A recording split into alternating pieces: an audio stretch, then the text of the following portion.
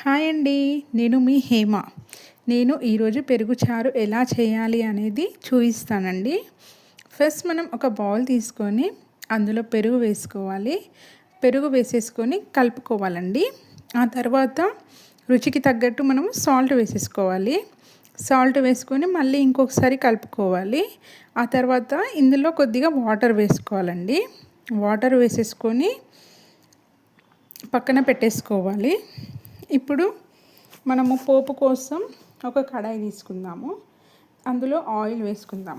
Oil వేసేసుకొని దాంట్లో జీలకర్ర, ఆవాలు, ఇంకా ఉల్లిపాయ, పచ్చిమిర్చి, కరివేపాకు, కొత్తిమీర ఇవి వేసి కలిపేసుకోవాలండి. కలిపేసుకున్నాక ఇందులో కొద్దిగా పసుపు యాడ్ చేసుకుందాము. పసుపు వేసుకున్న తర్వాత